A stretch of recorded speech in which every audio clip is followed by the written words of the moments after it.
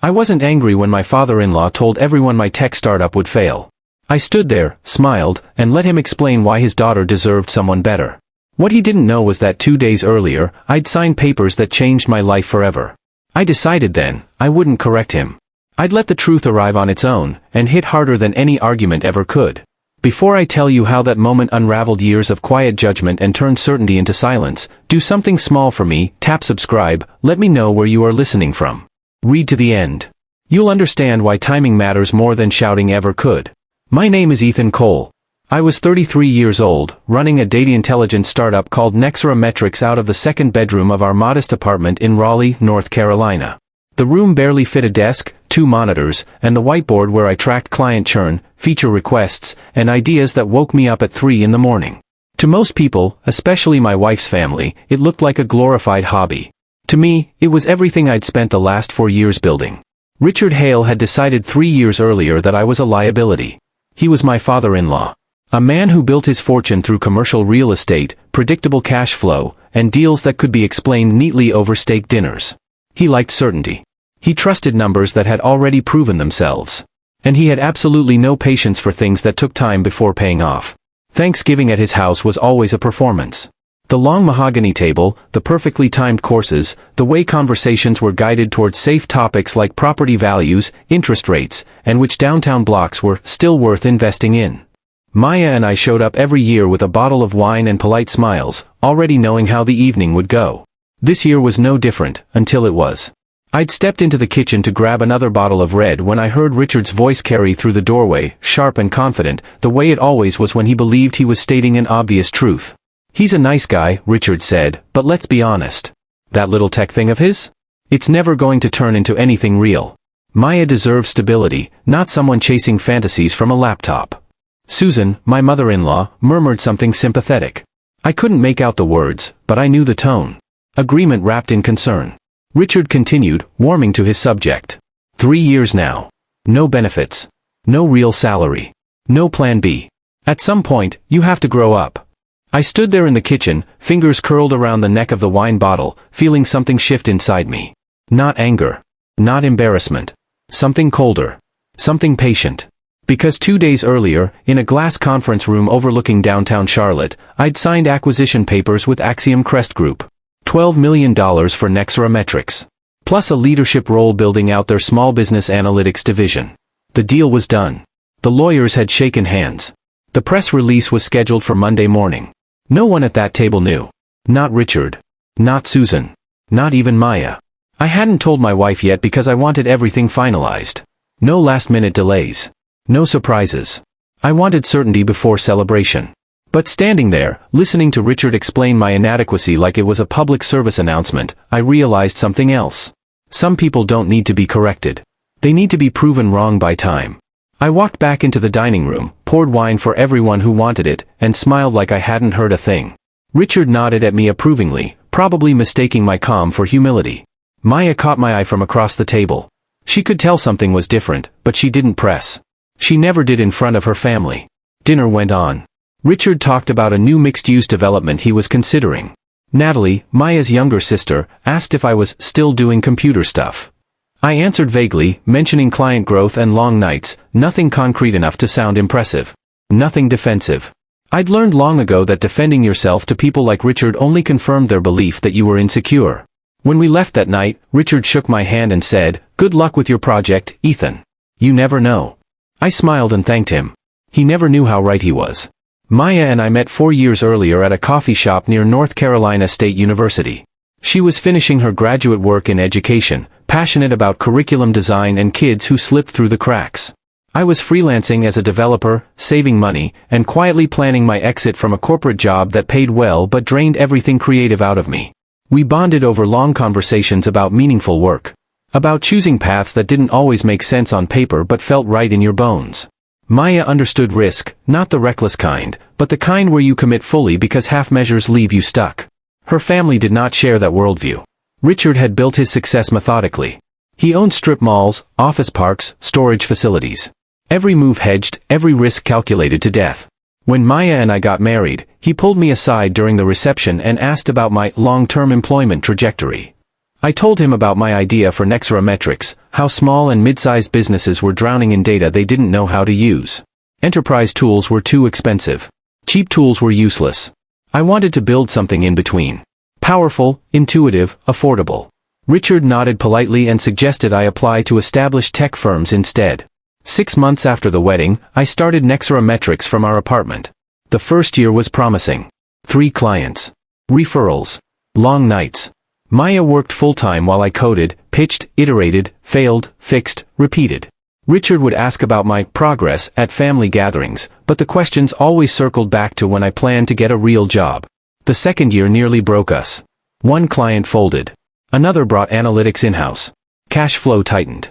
Richard started forwarding job listings through Maya, framed as helpful suggestions. She never passed them on. The third year changed everything.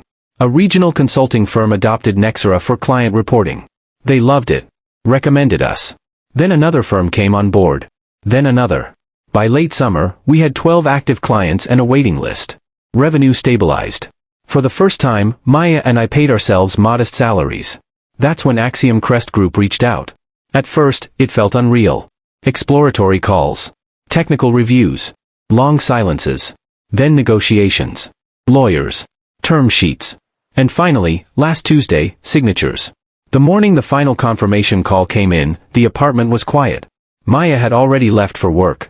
Aaron Liu from Axiom Crest walked me through the last details, then said the words I'll never forget. We're excited to welcome Nexera into the Axiom Crest portfolio.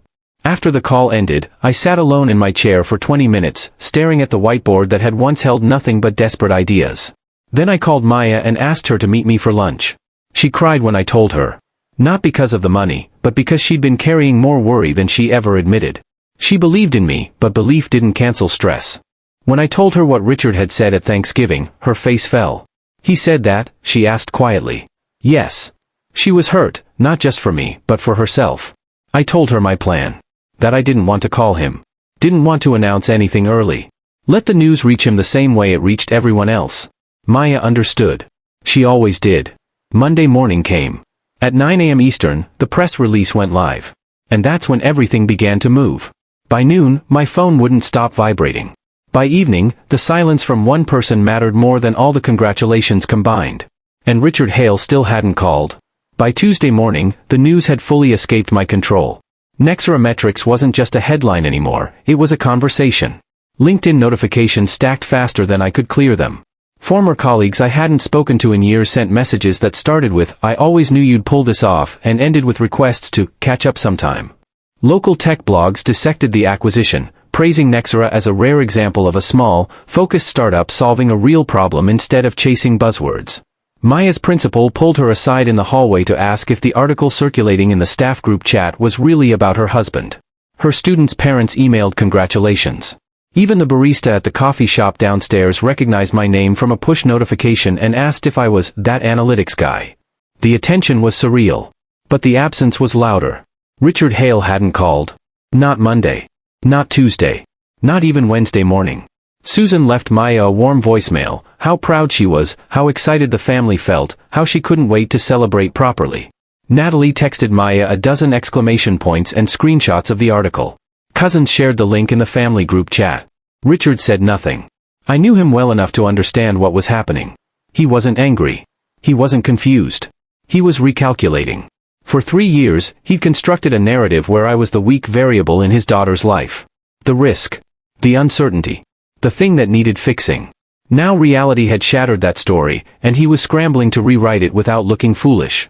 Wednesday afternoon, my phone rang while I was on a call with Axiom Crest's integration team. I ignored it. When I checked later, I saw his name in the missed calls list. He called again that evening. Then again before bed. Each time, I let it ring out. Not because I wanted revenge, no, I didn't need that. I wanted something else. I wanted him to sit with the discomfort he'd handed me casually for years. I wanted him to feel what it was like to wait, uncertain, unsure how he was being judged. At breakfast Thursday morning, Maya watched me set my phone face down.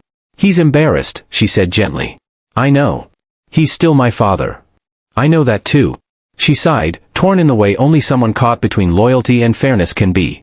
"At some point, you'll have to talk to him." At some point, I agreed. Just not yet. That afternoon, my phone buzzed with a text. "Ethan, I've been trying to reach you. Could we talk when you have a moment?" I showed it to Maya. She read it slowly, then nodded. "He's trying." "I know," I said. "And that's the point." Friday passed the same way. Emails. Meetings. Congratulations. Silence from Richard. Saturday afternoon, the knock came. 2 sharp raps against our apartment door. Maya looked at me, eyes wide. "That's him." I nodded. I figured. She opened the door. Richard stood there without his usual confidence. No tailored blazer. No practiced smile. Just a man holding his pride awkwardly in both hands, unsure where to put it. "May I come in?" he asked. Maya glanced at me. I nodded once.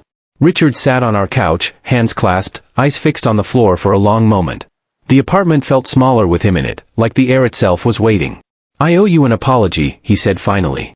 "Both of you." I didn't respond. I wanted to hear how far he'd go without help. When I saw the news on Monday, he continued, my first reaction wasn't pride. It was shame. Deep shame. I realized how wrong I'd been, and how certain I'd been about it. He looked up at me then. "I said things at Thanksgiving that were cruel. I said your work would fail. That Maya deserved better. You heard it." "Yes," I said calmly. "I did." Richard swallowed. Those words weren't just wrong. They revealed how little respect I'd shown you as a person. Maya spoke before I could. "Dad, you didn't just doubt his business. You doubted my judgment." Richard winced. "I know." Silence stretched. Finally, he asked the question he'd been avoiding. "What would it take for you to believe this apology isn't just because of the money?" It was a fair question.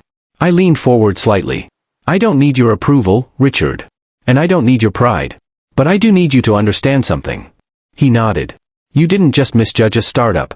You misjudged me. You assumed that because you didn't understand my path, it had no value. And you spoke about me like I wasn't in the room, like I wasn't worthy of basic respect." Richard closed his eyes briefly. "You're right." That admission cost him more than any apology. "I built my life on predictability," he said quietly. "And I let my fear of uncertainty turn into arrogance. I confused caution with wisdom." We talked for over an hour. For the first time since I'd known him, Richard asked real questions. About Nexera's architecture. About client retention. About why small businesses struggled with data literacy. Not patronizing questions. Curious ones. When he left, he thanked me, not for forgiving him, but for listening. That night, Maya curled up beside me on the couch. "I think he finally saw you," she said. "Maybe," I replied. "But seeing doesn't mean understanding." The next test came sooner than expected. 2 weeks later, Richard invited us to a small family dinner. No speeches. No announcements. Just food. Halfway through the meal, a neighbor stopped by to drop off a holiday card. Richard stood, smiled, and said, "This is my son-in-law, Ethan. He just sold his analytics company to Axiom Crest Group." The words were simple. But the tone was different. Not defensive. Not performative. Respectful. I nodded politely. After the neighbor left, Richard caught my eye and raised his glass, not as a victory lap, but as acknowledgement. Later that night, as we drove home, Maya reached for my hand. "You didn't say much." "I didn't need to," I said. Because the real shift wasn't in what he said. It was in what he no longer dared to assume. And yet, the story wasn't finished, not even close. Because 6 months later, when another call came in, one that would change my role, my influence, and the way Richard spoke about me to the world, everything would tilt again. And this time, the silence would fall somewhere else entirely. 6 months passed faster than I expected. The promotion came on a Wednesday morning, quietly slipped into my calendar as a brief check-in with senior leadership. By the time the meeting ended, my role at Axiom Crest had expanded beyond integration oversight. I was now Director of Small Business Analytics, the very division built on Nexera's framework. The title mattered less than what it represented. Our platform wasn't just surviving inside a giant corporation, it was becoming the standard. By Friday, the internal announcement went out. By Monday, the industry press followed. And once again, my phone lit up. This time, the congratulations felt different. Less surprise. More recognition. As if people had finally adjusted their expectations of who I was supposed to be. Richard called within minutes of the article going live. I let it ring. Not out of spite, but because I was standing in the kitchen, staring at the window, realizing something unsettling. His approval no longer mattered the way it once had. I returned the call later that evening. "Ethan," Richard said immediately, voice bright. "I just read the announcement. Director already. That's incredible." "Thank you," I replied. Polite. Neutral. I've been telling everyone, he continued. My neighbors. My colleagues. Even my accountant. They're impressed. I smiled faintly, though he couldn't see it. That's kind of you. A pause. I was wondering, he said carefully, if you'd like to join us for dinner this weekend. Just family. I glanced at Maya, who was reading on the couch. She looked up, reading my expression without asking. We'll think about it, I said. That was new, for both of us. Saturday evening, we went. Richard's house looked the same. Clean. Orderly. Predictable. But something in the atmosphere had shifted. The careful hierarchy that once placed him comfortably above everyone else felt softer. Susan greeted us with a hug. Natalie launched into excited chatter. Extended family trickled in, each one offering congratulations that felt more genuine than curious. Richard stayed quieter than usual. During dinner, someone asked how I like being part of a big corporate machine. I answered honestly, about the resources, the scale, the trade-offs. I didn't sugarcoat it. I didn't oversell it. Richard listened. Really listened. At one point, he cleared his throat. Ethan has always been building something, he said to the table. I just didn't understand it at first. It wasn't a grand apology. But it was public acknowledgement. After dessert, Richard and I found ourselves alone in the kitchen. He handed me a beer and leaned against the counter, thoughtful. You know, he said, for years I thought success looked a certain way. Predictable steps. Stable ladders. Minimal risk. I waited. But watching you, he continued, I realize now that I was confusing comfort with wisdom. I took a sip. That happens. He nodded. I judged too quickly. Not just your work, but your character. I met his eyes. That's the part that hurt. I know, he said quietly. Silence settled, not awkward, but reflective. I have a question, he added. And you don't have to answer it. Go on. How close were you to giving up? The question surprised me. More times than I can count, I admitted. Especially after family dinners. Richard exhaled slowly. Then I made it harder when I should have made it easier. Yes, I said. You did. He didn't argue. That mattered more than any apology. Over the next few months, our dynamic continued to shift. Richard stopped offering advice and started asking questions. He'd call to ask how data pipelines worked. How customer retention metrics differed between enterprise and small business. Once, he even asked me to look at software his property firm was using. I trust your judgment, he said. That sentence alone would have sounded impossible a year earlier. Maya noticed it too. He's changed, she said one night as we walked home from dinner. Not completely, but enough. Growth isn't instant, I replied. It's cumulative. Work consumed most of my time. Scaling a division brought new challenges, staffing, alignment, expectations from leadership that didn't always match reality. But for the first time, I wasn't fighting disbelief. I was managing momentum. Then, unexpectedly, the past resurfaced. At a holiday networking event hosted by Axiom Crest, I spotted a familiar face across the room, someone I hadn't seen in years. A former colleague from my early freelance days. He approached with a grin. Man, he said, shaking his head, I remember when people laughed at your idea. So do I. They still talk about it, he added. About how wrong they were. I smiled politely. Later that night, Richard joined Maya and me at our table. He was out of place among tech executives, but he held his own. One of the senior VPs leaned over and said, Your son-in-law is impressive. Visionary. Richard glanced at me, then replied evenly, Yes. He is. No qualifiers. No defensiveness. Just fact. That moment lingered with me longer than the promotion itself. Because validation from strangers is satisfying. But validation from someone who once dismissed you? That carries weight. And yet, something unresolved remained. Not resentment, but reckoning. Because respect earned after success is different from respect offered before it. And I knew the real test wasn't how Richard spoke about me now. It was how he would speak about the next person who dared to build something he didn't yet understand. That answer was still unfolding. And I was watching closely. By the time spring arrived, my calendar no longer belonged to me. Meetings stacked end to end. Strategy calls bled into late evenings. Teams across 3 time zones wanted decisions, guidance, reassurance. Nexera, now fully absorbed into Axiom Crest, had become the company's fastest-growing analytics product, and with that growth came pressure that never really shut off. I handled it well on the surface. Inside, I felt the weight of something I hadn't anticipated. Being believed in after the fact didn't erase the years of being doubted. It just reframed them. Richard called more often now. Not daily, not intrusively, but enough that the shift was unmistakable. He asked about my work in ways that showed he was actually listening. He remembered details. He followed up. Once, he even apologized again, unprompted. I keep thinking about how dismissive I was, he said during one call. And I don't like the person I hear in my memory. That awareness matters, I replied. But forgiveness is not a switch. It's a process. The real test came unexpectedly, through someone else. In April, Maya's younger cousin, Daniel, reached out. He was finishing college and working on a small fintech idea with 2 classmates. Nothing flashy. No funding. Just long nights, borrowed laptops, and stubborn belief. I know you're busy, Daniel said over coffee, voice tight with nerves. But I wanted to ask if you'd take a look at what we're building. I agreed. The prototype wasn't perfect, but it was thoughtful.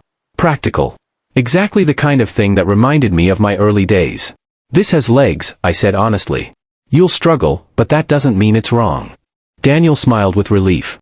That's all I needed to hear. 2 weeks later, at a family gathering, I overheard Richard talking to Daniel in the living room. I don't want you throwing away stability chasing fantasies, Richard said gently, but firmly. I've seen how these things usually end. I froze. The words weren't cruel. They weren't mocking. But they were familiar. I stepped into the room. Usually, I said calmly, based on what? Richard turned, surprised. I mean, he said, adjusting quickly, most people don't succeed with startups. It's just reality. It was also reality when you said my company would fail, I replied evenly. The room went quiet. Daniel shifted uncomfortably. Maya watched from the doorway. Richard's expression changed, not defensive, but reflective. You're right, he said after a moment. I'm doing it again. I nodded. This isn't about being optimistic. It's about not assuming failure just because you don't understand the path. Richard looked at Daniel. I apologize. That wasn't fair. Daniel nodded, clearly relieved. Later that night, Richard pulled me aside. Thank you for calling that out, he said. I didn't even realize I was repeating the pattern. That's how patterns work, I replied. They feel logical while you're inside them. He sighed. I don't want to be that man anymore.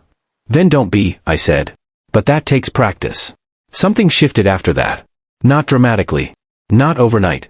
But consistently. Richard started asking Daniel about his project instead of warning him about it. He asked what problem it solved. Who it helped. What made it different. When Daniel stumbled through answers, Richard listened instead of interrupting. It wasn't support yet. But it was space. Meanwhile, my own life was evolving rapidly. Axiom Crest offered me a long-term leadership track. Equity expanded. Influence grew. With it came a new kind of scrutiny. People watched what I said, how I handled conflict, who I supported publicly. I became intentional. I mentored quietly. I advocated carefully. I remembered what it felt like to be underestimated. One evening, as Maya and I walked through a neighborhood we were considering for a future home, she squeezed my hand. You know, she said, I used to feel like I had to defend you all the time. I know. I don't anymore, she said. Now people just see you.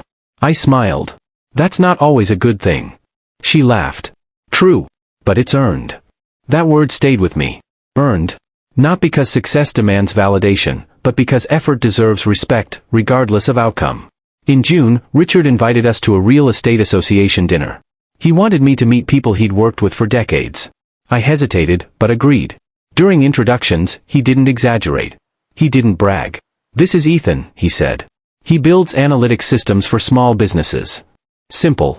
Accurate. Honest. Afterward, one of his colleagues pulled me aside. Your father-in-law speaks highly of you, the man said. Says you taught him to think differently. I raised an eyebrow. That's generous. He said something else, the man added. That he wishes he'd listened sooner. When we got home that night, Richard sent a short message. Thank you for coming. And for your patience with me. I'm still learning. I stared at the screen for a long moment before replying. Learning counts. The truth was, I didn't need Richard's transformation to feel whole. But watching it happen, slowly, imperfectly, gave meaning to something I'd carried for years. Because this wasn't about proving him wrong. It was about breaking a cycle. And I realized then that the real measure of success wasn't acquisition headlines or promotions. It was knowing that the next person standing where I once stood might face less doubt because I chose not to stay silent. Still, one final moment remained. One that would determine whether this story truly closed, or simply paused. And that moment arrived sooner than I expected. The call came on a Tuesday morning, just as I was settling into what I expected to be a quiet stretch of work. It was Daniel. I need to tell you something before you hear it from someone else, he said, voice tight but steady. I leaned back in my chair. Okay. Go ahead. We got an offer, he said. Not an acquisition. An investment. Minority stake. Enough to give us 18 months of runway. I smiled. That's huge. There's a catch, he added. There always is. The lead investor wants Richard involved as an advisor, Daniel said carefully. Not financially, just credibility. Real estate data, operational guidance. He has experience we don't. I closed my eyes for a brief moment, not out of frustration, but irony. And? I asked. And Richard said yes, Daniel continued. But only if I spoke to you first. He said he wouldn't step into anything connected to you without your blessing. That stopped me. Not because I needed control, but because it showed awareness. I don't need to bless it, I said finally. This is your path. I know, Daniel replied. But he wanted me to say this, his words exactly. I don't want to repeat old mistakes by dismissing what I don't understand. I exhaled slowly. Then tell him I respect that, I said. And that I hope he listens more than he talks. Daniel laughed softly. That's exactly what I was thinking. After we hung up, I sat there longer than necessary, staring at nothing. Not at screens. Not at numbers. At memory. I thought about that Thanksgiving night. Standing in a kitchen doorway. Hearing my future written off with casual certainty. Feeling small without being weak. Silent without being broken. And now, years later, the same voice that once dismissed me was choosing restraint. Not perfection. But growth. That evening, Maya and I had dinner with Richard and her mother. Nothing formal. Just takeout and conversation. Halfway through the meal, Richard cleared his throat. I want to say something, he said. Maya looked up, wary but calm. I've spent a lot of my life believing that caution equals wisdom, Richard continued. That anything unfamiliar is dangerous until proven otherwise. That mindset kept me comfortable, but it also made me unfair. He looked directly at me. I didn't just underestimate your work. I underestimated your character. And I want you to know, I see that now.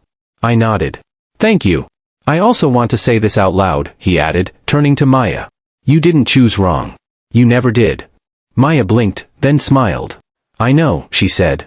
But it matters that you know too. The rest of the dinner was lighter. Easier. No grand reconciliation. Just honesty without tension. Weeks passed. Daniel's startup announced their funding quietly.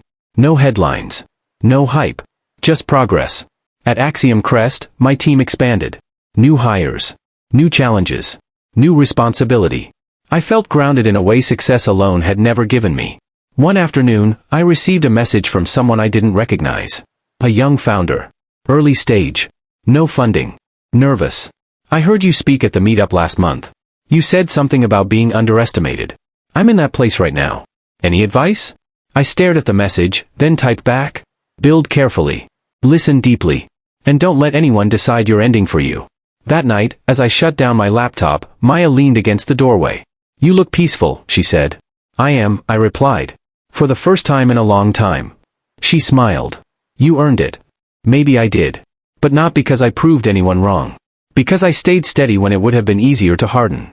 Because I let time and truth do the work. And because when the moment finally came, I didn't need to say I told you so. They already knew. Before the story ends, let me say this, if you've ever been dismissed, underestimated, or quietly judged while building something meaningful, you're not alone. Stories like this travel further when they're shared, so if this resonated with you, stay connected, follow along, and let me know where you're listening from. Some stories don't end with noise, they end with understanding.